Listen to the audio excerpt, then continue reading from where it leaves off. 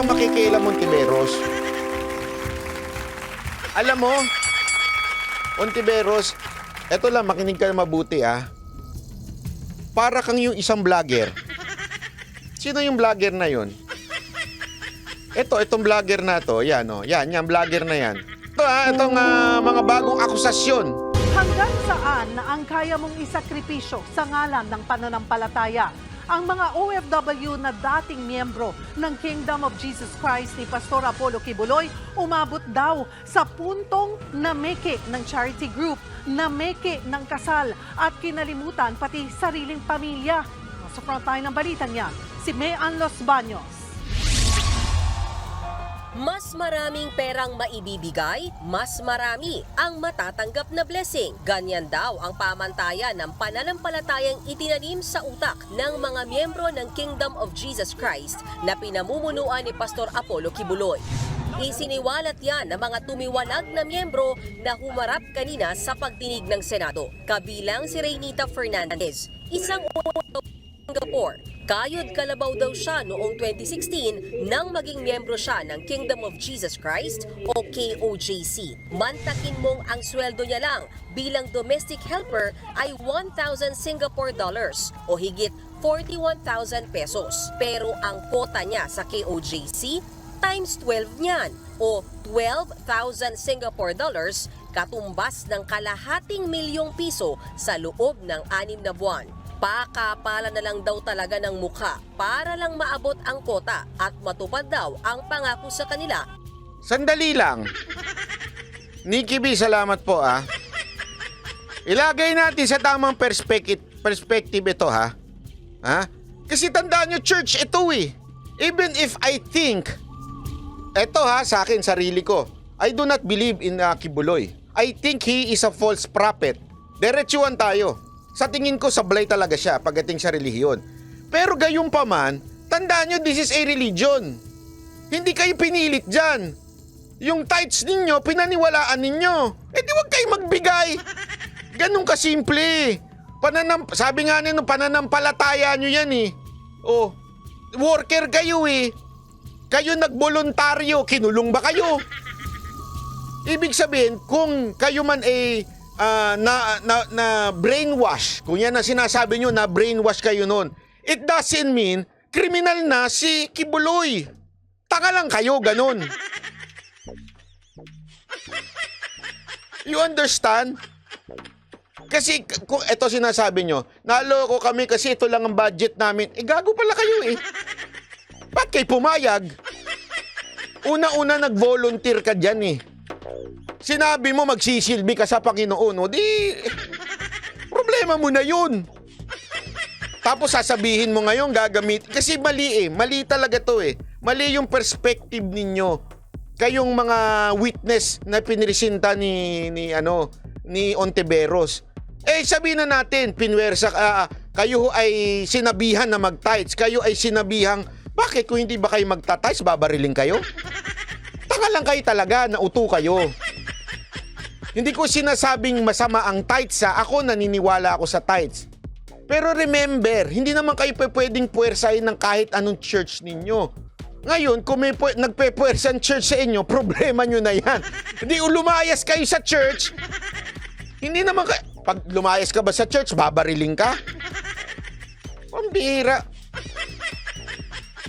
Pag lumayas ka ba sa church, ikukulong ka. Ibang usapan na kung ganun, di ba? So anong problema? Yung maling paniniwala ninyo at na-brainwash kayo noon, naging tanga kayo noon, yun ang sinasabi ninyo Hindi ibig sabihin, makasalanan na kagad si Kibuloy. Ibig sabihin, I'm sorry, hindi pala mali, not makasalanan the word. Hindi ibig sabihin, kriminal na kagad si Kibuloy. Kasalanan nyo na yun. Diba? Ni Pastor Kibuloy, dumating pa sa puntong pati bahay ni Fernandez na wala na sa kanya. The more tithes you will give, the more blessings you will get. So, because of that, I lost my... Kala ko si Puting Ahas Ang itsura talaga ng mga puting ahas Tuloy. house. Because hindi na ako makabayad na akong bahay ng mortgage and everything. And Alam mo, mali pa nga to Kasi remember, huwag mong kakalimutan yung verse na cheerful giver. Yun po ang gusto ng Panginoon. Kasalanan mo yan. Nagbigay ka, tapos magre-reklamo ka pala in the end. What kind of heart do you have? Honestly. Kasi if you give to the Lord, not to Kibuloy. That's the point eh. Ngayon, kung sa tingin mo, mali pala yun, abay, problema mo na yun. Una-una, dapat, kaya ka nagbibigay ng tithes, hindi mo isusumbat kay Kibuloy. Yung tithes mo, kasi nga, you are willing. Cheerful giver ka eh. Ibig sabihin talagang ibinigay mo with an open heart. O ito, ibinigay ko tong tithes para sa gawain ng Panginoon. Para sa Panginoon. Ngayon, kung lokohin man ng sino mang pastor dyan, yung puso mo tama. Ibinigay ko ito sa Panginoon, hindi dyan sa pastor na yan. So kung may gawin mang katarantado, kasi remember, even if the church is true, even if the church is a full gospel church, dapat ang puso mo, pag nagbigay ka, para sa Panginoon. Ngayon, kung sakasakali lang nadapa yung pastor, kasi may mga nadadapang pastor, tao lang din yan eh. Nadapa yung pastor, nangalunya, may mga ganyang pastor, lalo na sa Amerika, dami yan. But it doesn't mean their belief is wrong. It just happened na nadulas yung pastor. Bumagsak yung pastor. And kaya nga 'di ba meron isang pastor diyan sa NYC, yung Hillsong NYC, 'di ba? Kilalang kilala yung pastor na yon, si Carl Lenz. Tapos tama ba yung pangalan? O yun, basta anyway, na ano siya, nagkaroon siya ng problem. Natiso, di ka nga, natanggal siya sa church, dinisiplina siya. But para sabihin mo the entire Hillsong is isang maling relihiyon, hindi ho, kasi tandaan ninyo, true church is, true religion pala, is a religion of relationship between you and God. Kaya dapat walang puwersahan dyan. Kung nagbigay ka, it's because of you giving to the Lord. Ngayon, kung isusumbat mo yun, at sasabi mo, halos naubos pera ko sa kabibigay sa church na to, may sabit ka doon. May magsusumbat ka pala.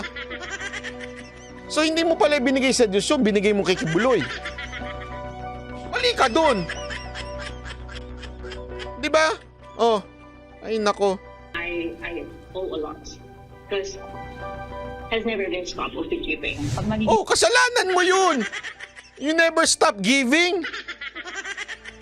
Diba, when you give, when you do, diba sabi nga sa Biblia, lahat ng bagay na gagawin mo para sa Panginoon, in all things, do it for God. Tapos ngayon sasabihin mo, mali, binigay ko na lahat eh. Abay, kasalanan mo. Tapos isisisi mo ngayon kay Kibuloy, pagpapagamit ka ngayon kay Ontiveros. Diba? Party po kami ng month of blessings. Ang equivalent po ng aming makukuha from the Father is 10 years of blessings. Spiritually, physically, including the 7 generations of our families. Sabi ko niyan ng ganyan. Kaya po, ginagawa po namin ang lahat. Dahil sa pagkabulag sa relihiyon, dumating daw sa puntong pinutol nila ang koneksyon sa kanilang pamilya dito sa Pilipinas. Utos din daw yan ng pastor. Sinasabi nila, Sumunod naman kayo. Pambihira. Sisisihin nyo. Ba't kayo sumunod? Tapos bigla isusumbat nyo ngayon. sasagutin yung mga pamilya na nanghingi, na tumatawag, because the real family is the kingdom only.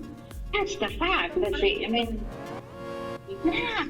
may iba dito, wala din na nila sinasagot yung tawag ng family kasi wala na silang pera. They already give it all.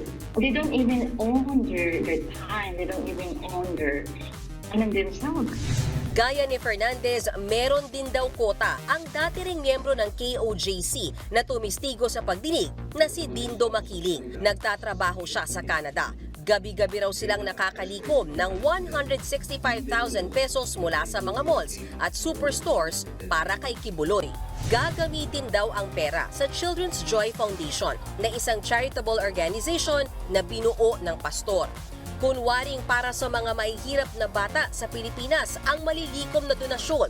Pero ang totoo, para raw ito sa panggasolina ng jet ni Kibuloy. Isinasakay rin daw sa jet ni Kibuloy ang malakihang transaksyon. Dito na kinwestiyon ni Makiling ang layunin ng Kingdom of Jesus Christ. Lalo pang lumala ang duda niya nang sapilitan siyang ipakasal sa isa rin nilang miyembro para hindi mapaalis ng Canada. Nagpakasal po ako sa isang worker na mawawala na po ng visa para lang po magkaroon ng permanent residency dito sa Canada.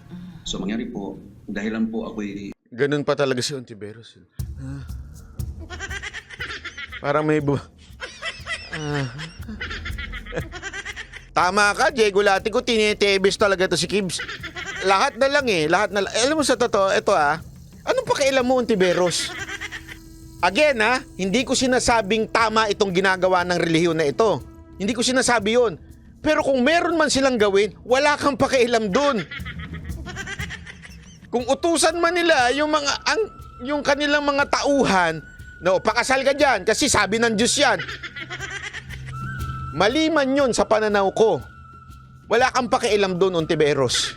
Sa totoo lang, wala kang pakialam dun. Bakit? Yun ang paniniwala nila Diba? Kaya nga sinasabi ko, maaari pa, kung siguro si Brother Eli ang gumamit ng mga in-interview na ito at sinabi niyang, kaya mali ang relihiyon na ito! Ano, pasigaw yun Panunaya mo! Diba totoo? Kung sakali lang sumalangit nawa si Brother Eli. Okay lang. Bakit? Kasi nga, siya bilang pastor, kinokontra niya yung theology ni Kibuloy. Pwede yun. Okay? Pero ikaw bilang estado, hindi ka dapat nakikialam sa paniniwala ng relihiyon ni Kibuloy. Kasi nga hiwalay yan Hindi mo pwedeng pakialaman unless there is a criminal offense. Sandali, yung inutusan nasa Canada. Anong pakialam mo? At saka sana kung tinutukan ng baril yung sige, pag hindi mo pinakasalan niya, papatayin ka namin. Hindi, kung itiwalag siya, may problema na ho ng church nila yun. Diba? Problema na ho nila yun, hindi mo na problema yun. Huwag ka makisawsaw sa problema nila. talagang naturuan ding sumunod po ako. Pakasal. Meron pong kulang-kulang 100 na kasalan po dito sa Kingdom ni Pastor Kibuloy na puro peke. Dito lang po sa Canada Ang mga kaso ni Hindi ho peke yun. Nakakalimutan kasi nitong mga to Tandaan nyo, there are two things sa marriage. Dalawa yan. Civil, yung ikakasal ka ng estado. Okay? At meron yung church na pwede ang isang pastor magkasal. Pero sino ang ire-recognize? Ang ire-recognize ng estado ay yung wedding ng estado. Pero ang church, kung gusto nila magpakasal ng babae at lalaki o lalaki sa lalaki, babae sa babae, walang pakialam ang estado doon. Although it will never be recognized by the state. So dapat linawin mo natin yun. So hindi mo pwedeng sabihin na illegal yun kung sakaling rehistrado namang iglesia itong, ibig sabihin, church itong kay Kibuloy. So kung magkasal siya, hindi ho peke pantatawag mo doon. Kasal yun sa simbahan. Pero hindi kasal sa estado. Hindi ho peke tawag doon. Fernandez at Makiling ay kabilang sa mga rason kaya nagdesisyon ang Department of Justice na kasuhan na ng qualified trafficking at child abuse si Kibuloy. Nagbabalita mula sa Frontline, Mean Los Baños. Ayun, kaya nga, yun ang hindi ko magets Kung merong, alam mo yun, yung mga witness, anong pinagsasabi nila tungkol sa tithes? Anong pakialam mo dyan, Tiberos? Huwag mong pakialaman yan. Tungkol sa giving. May kanya-kanya eh. Bawat church, wala kang pakialam kung magkano ilagay, isabihin nila sa membro nila, oy, ganito kayo magbigay. Para sa, alam mo, eto ha, kahit pa sabihin ng pastor, tithes, eto, 10%. Para sa pastor, 10%. Para sa asawa ko, kunwari lang. Wala kang pakialam unless sabihin, pag hindi ka nagbigay, ikukulong kita. Yon, mali na ho yun. Pero kung sumuway ka at wala naman nangyari sa'yo, walang problema doon. Hindi mo pakialaman yon. Kaya nga ang nagtataka ko, bakit naging church issue na to? Nagigets nyo? This is not supposed to be church issue.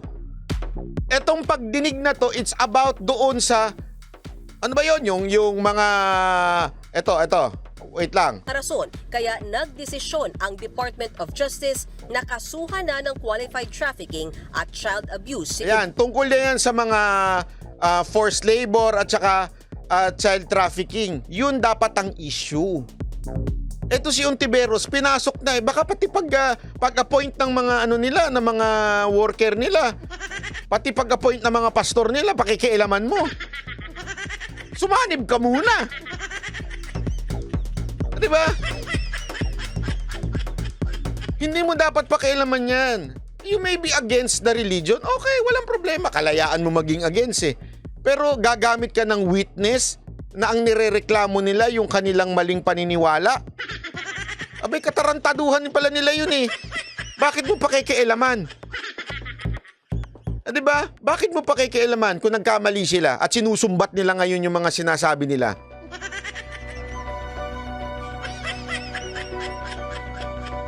Hindi, nagigets nyo, alam mo, kanya-kanya ho yan. Ang bawat reliyon, tama, may kanya-kanyang rules, may kanya-kanya ho silang pamantayan, walang pakialaman. Diba? Ang dami ho dyan, may mga church na ayaw ang pastor na babae, may mga church okay lang ang pastor na babae. Iba-iba.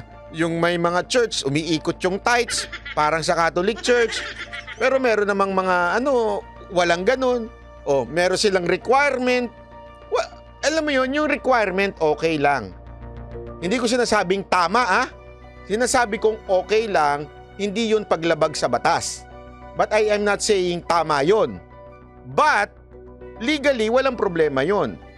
Unless, pag hindi ka nagbigay, poposasan ka, kukulong ka nila. Yun, mali na yun. Kaya huwag kang makikialam, Ontiveros.